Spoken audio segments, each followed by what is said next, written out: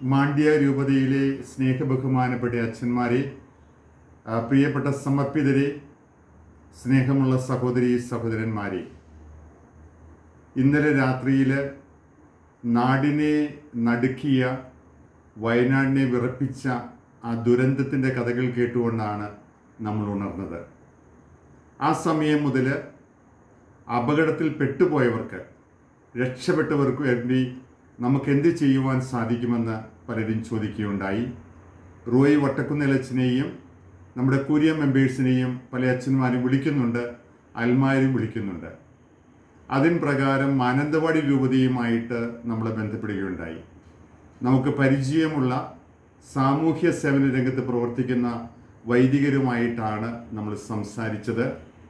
അവരുടെ നിർദ്ദേശം ഇതായിരുന്നു: ഇപ്പോൾ നടക്കുന്നത് സങ്കീർണമായ, അപകടകരമായ സാഹചര്യങ്ങളിലുള്ള രക്ഷാപ്രവർത്തനമാണ്.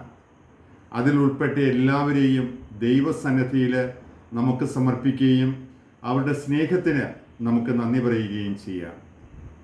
രണ്ടാമതായിട്ട്, ഇങ്ങനെ രക്ഷപ്പെട്ടു വരുന്നവർക്ക് വേണ്ടിയിട്ട് 2 ക്യാമ്പുകൾ തുറന്നിട്ടുണ്ട്.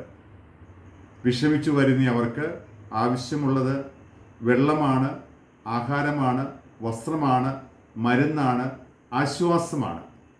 അതിനുള്ള എല്ലാ കാര്യങ്ങളും അവിടെ സംവിധാനം ചെയ്തിട്ടുണ്ട് എന്നാണ് അറിയുക. നമ്മൾ സംസാരിച്ച അച്ഛന്മാർ നമ്മൾ പറഞ്ഞത്, ഇതിന് ശേഷം സ്വപ്നങ്ങൾ പൊലിഞ്ഞുപോയവർക്ക്, വീടുകൾ നഷ്ടപ്പെട്ടവർക്ക്, കടകൾ നഷ്ടപ്പെട്ടു പോയവർക്ക്, തൊഴിൽ പ്രസ്ഥാനം നഷ്ടപ്പെട്ടു പോയവർക്ക് അത്യാവശ്യമായിട്ട് വരുന്നത് അവരെ കൈത്താങ്ങായിട്ട് നമ്മൾ മാറുക എന്നുള്ളതാണ്. അങ്ങനെ കൈത്താങ്ങായി മാറുവാനായിട്ട് ഉചിതമായ സമയം നമ്മളെ അറിയിക്കാമെന്ന് അവർ പറഞ്ഞിട്ടുണ്ട്. അതിനുവേണ്ടി നമുക്ക് കാത്തിരിക്കാം. അതേസമയം ഏറ്റവും പ്രധാനപ്പെട്ട ഒരു കാര്യം, നമ്മൾ ഇവർക്ക് വേണ്ടി പ്രാർത്ഥിക്കുക എന്നുള്ളതാണ്. പ്രാർത്ഥിക്കേണ്ടത് ലോകനിയന്താവായ ദൈവത്തിൻ്റെ സന്നിധിയിൽ നിന്നുകൊണ്ട് നമ്മുടെ ഈ മക്കൾക്ക് വേണ്ടി പ്രാർത്ഥിക്കുകയും അവരെ ആശ്വസിപ്പിക്കുകയും ചെയ്യണമെന്ന് ക്രൂശിതനായ മിശിഹായോട് നമുക്ക് അപേക്ഷിക്കാം. അതുമാത്രമല്ല, സമയമാകുമ്പോൾ നമുക്കൊന്നു ചേർന്ന് ആലോചിച്ച് പരിഗണിച്ച് വേണ്ട രീതിയിൽ അവർക്ക് കൈത്താങ്ങായി മാറുവാനായിട്ട് നിങ്ങളോടൊപ്പം ചിന്തിച്ച് നമ്മൾക്ക് പ്രവർത്തനങ്ങൾ രൂപീകരിക്കാം. അതിനിടയിൽ നാളത്തെ കുർബാനയിൽ ഇവരെ സമർപ്പിച്ച് നമുക്ക് പ്രാർത്ഥിക്കാം. അവരെ ആശ്വസിപ്പിക്കണമേ എന്ന് ദൈവത്തോട് നമുക്ക് അപേക്ഷിക്കാം.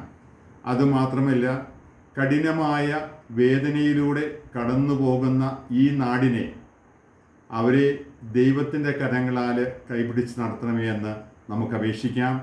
നിങ്ങളെല്ലാവരെയും വളരെ സ്നേഹപൂർവ്വം ഓർക്കുന്നു. നമ്മുടെ ഇന്നത്തെ രാത്രിയിലത്തെ പ്രാർത്ഥനയിലും അവരെ ഓർത്തുകൊണ്ട് ദൈവത്തിൻ്റെ കാരുണ്യം നമുക്ക് അപേക്ഷിക്കാം. ഇനിയും അവിടെ മഴ തുടരുകയാണ്, കഠിനമായ മഴയാണ്. ദുരന്തങ്ങൾ ഉണ്ടാകരുത് എന്ന് ദൈവത്തോട് നമുക്ക് അപേക്ഷിക്കാം.